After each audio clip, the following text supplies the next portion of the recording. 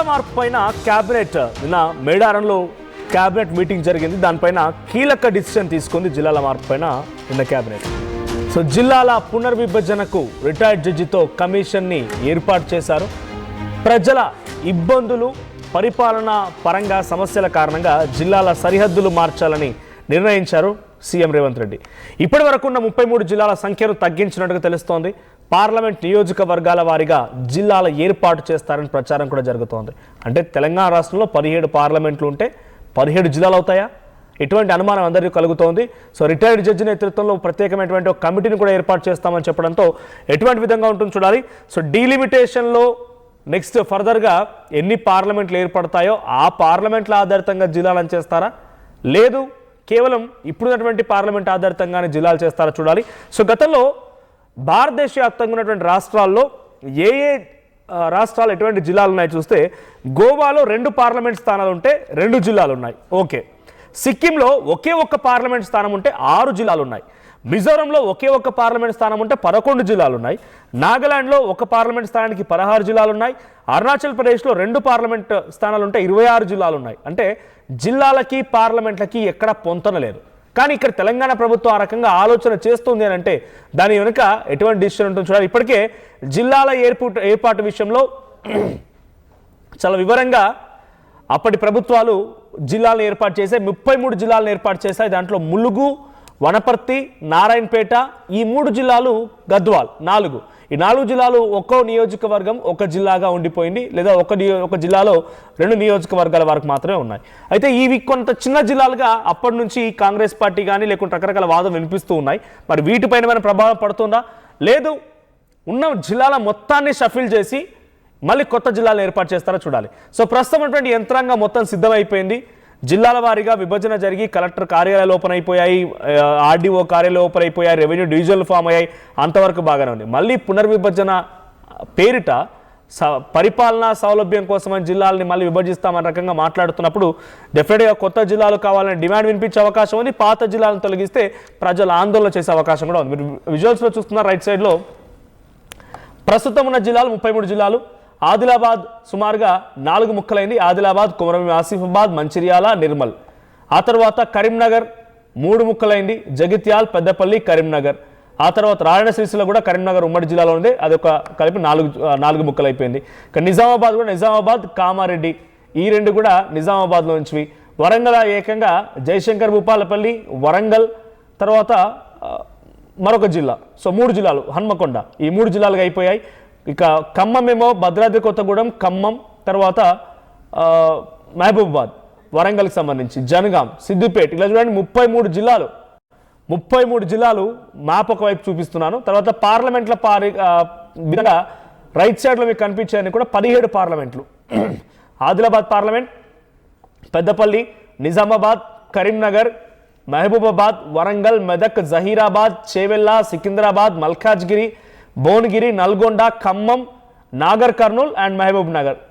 So ఈ పరంగా చేయాలన్న ఒక ఆలోచన బహుశా ప్రభుత్వం దృష్టిలో ఉంది. అందుకే ఈ రకమైనటువంటి ఆలోచన చేస్తున్నట్టు తెలుస్తోంది. సో జిల్లాల సౌలభ్యం కోసం, పరిపాలనా సౌలభ్యం కోసం జిల్లాల పునర్విభజన అనేటువంటి పేరిట రాష్ట్ర ప్రభుత్వం ముందుకు వెళ్తోంది. నిన్న జరిగిన కేబినెట్ సమావేశంలో దీనికి సంబంధించి ఒక కమిషన్ కూడా ఏర్పాటు చేయాలని నిర్ణయించింది రిటైర్డ్ జడ్జి నేతృత్వంలో. మా ప్రతినిధి మధు ఉన్నారు. మధు, సో జిల్లాల పునర్విభజన ఈ అంశం తెరమీరికి రాగానే కొత్త జిల్లాల ఏర్పాటు విషయం పైన చాలామంది ఆందోళన దిగే అవకాశం. ఉదాహరణకి కల్వకుర్తిని కూడా జిల్లా చేయాలని చెప్పి అక్కడి Kalwakurthy BJP contested MLA Taloja ఆచార్య ఏకంగా ఆందోళన బాట పట్టారు. ఒకవేళ మీరు కనుక జిల్లా చేస్తానంటే వచ్చే ఎన్నికల్లో బీజేపీ ఇక్కడ నుంచి పోటీ చేయదు అనే రకంగా ఆయన త్యాగాన్ని కూడా సిద్ధంగా ఉన్నట్టుగా మాట్లాడుతున్నారు. ఇంకోవైపు చాలా కొత్త జిల్లాల పేర్లు తెరమీరికి వస్తూ ఉన్నాయి. సో ఈ జిల్లాల పునర్విభజన అనేటువంటి ప్రక్రియ ఎంత మేరకు ఉండబోతోంది, ఏ రకంగా ఉండబోతోంది, పార్లమెంట్ల పారిగా చేస్తారు, ఎలా ఉండబోతోంది? ఎగ్జాక్ట్లీ. అంటే గతంలో జిల్లాలకు సంబంధించిన కొత్త జిల్లాల ఏర్పాటు విషయంలో శాస్త్రీయ ప్రమాణాలు పాటించలేదు. అక్కడ ఉన్నటువంటి పరిస్థితులను పరిగణలోకి తీసుకున్నా కేవలం సంఖ్యాపరంగా వారికి కావాల్సినట్టుగా జిల్లాలను ఏర్పాటు చేశారు. దానివల్ల ప్రస్తుతం ఈరోజు తీవ్రమైనటువంటి సరిహద్దులకు సంబంధించి, పరిపాలనకు సంబంధించి, తర్వాత కొన్ని ఏమో రెవెన్యూ డివిజన్ సంబంధించినటువంటి గ్రామాలు, మండలాలు విభజించినటువంటి జిల్లాలకు సంబంధించి ఈ జిల్లా పరిధిలో ఉంటే టెక్నికల్ గా భద్రతాపరమైనటువంటి కానీ తర్వాత పోలీసు సంబంధించినటువంటి స్టేషన్ల పరిధిలోనూ ఇంకో జిల్లాలో కనిపిస్తున్నటువంటి సిచ్యువేషన్ ఉంది. దాంతో పాటు కనీసం ఫెసిలిటీస్ కల్పించలేకపోయారు, అక్కడ కావాల్సినటువంటి పాలనా సౌలభ్యం కోసం అనేటువంటి ఒక ఆరోపణలు ఉన్నాయి.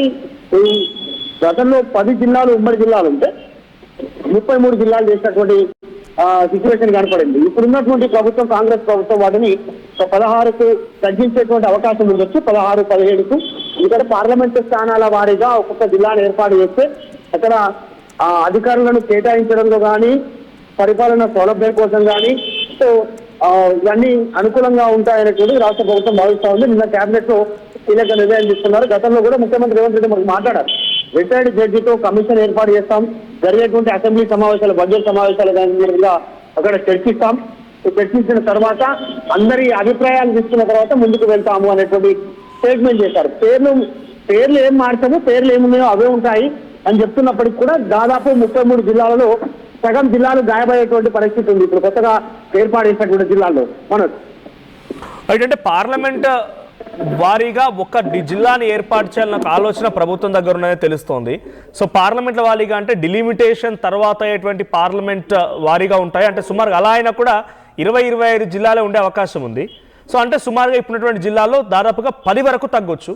సో ఇప్పుడు కొత్త వాటిగా పార్లమెంట్కి ఒక నియోజకవర్గాన్ని చేయాలనుకున్న 17, అంటే సుమారుగా హాఫ్ ఆఫ్ ది జిల్లాలు వెళ్ళే అవకాశం ఉంది. సో పునర్విభజన పేరిట తెలంగాణ రాష్ట్ర ప్రభుత్వం ఉద్దేశం ఏంటి? ఏ రకంగా పునర్విభజన చేయాలనుకుంటున్నారు? అంటే పరిపాలనా సౌలభ్యంగా ఉండేటువంటి విధంగా అధికారులను కేటాయించేటువంటి సిచ్యువేషన్ లాగా, తర్వాత భౌగోళికమైనటువంటి ఇబ్బందులు ఏవైతే ప్రస్తుతం ప్రజలు ఎదుర్కొంటున్నారు, ఇందాక చెప్పినట్టు రెవెన్యూ సంబంధించినటువంటి డివిజన్ ఒక్క జిల్లాకు వస్తే సో ల్యాండ్ ఆర్డర్ కి సంబంధించి మరొక జిల్లాలో రిఫ్లెక్ట్ అవుతా ఉంది. ప్రజలు ఈ ప్రాంతం ల్యాండ్ ఆర్డర్ కి ఒక జిల్లాకి, సో తర్వాత ఇంకా పరిపాలన కోసం మరొక దగ్గరికి, కలెక్టర్ కోసం మనం ఇంకా ఇతర ప్రభుత్వం సంబంధించినటువంటి నిధుల కోసం వేరే దగ్గరికి వెళ్ళడం, ఈ రకమైనటువంటి ఇబ్బంది ఉంది. 33 జిల్లాలు ఏర్పాటు చేసినప్పటికీ కూడా గత రాష్ట్ర ప్రభుత్వం అధికారులను కేటాయించలేకపోయింది, సరైనటువంటి నిధులు ఇవ్వలేకపోయింది అక్కడ అనేటువంటి విమర్శలు ఉన్నాయి. సో బీఆర్ఎస్ కూడా దీనిపైన మాట్లాడుతూ ఉంది. ఆల్రెడీ ప్రభుత్వం పునర్విభజనకు సంబంధించిన అంశంపైన దృష్టి పెడుతుండడంతో ఇప్పుడు ప్రజలు కోరుకున్నట్టుగా పరిపాలన కోసం, సౌలభ్యం కోసం వారికి అనుకూలంగా జిల్లాలు ఏర్పాటు చేస్తే ఇప్పుడు అన్ని తొలగించే ప్రయత్నం చేస్తా ఉంది. ముట్టుకుంటే అగ్గి రాసేస్తామనేటువంటి స్టేట్మెంట్ ఆల్రెడీ బీఆర్ఎస్ చేసింది. కేటీఆర్, హరీష్ రావు తర్వాత మిగతా సంబంధించినటువంటి కొద్దిమంది నాయకులంతా కూడా మాట్లాడుతున్నారు. చూడాలి, మళ్ళీ ప్రభుత్వం మాత్రం ఇంతవరకు పూర్తి క్లారిటీ లేదు. రిటైర్డ్ జడ్జి నియమించిన తర్వాత కమిషన్ ఏర్పాటు చేసి ఆయన ద్వారా ఆయన ఇచ్చినటువంటి నివేదిక ప్రకారమే ముందుకు పోవడానికి సిద్ధంగా ఉన్నట్టుగా తెలుస్తా ఉంది. Right, thank you Madhu.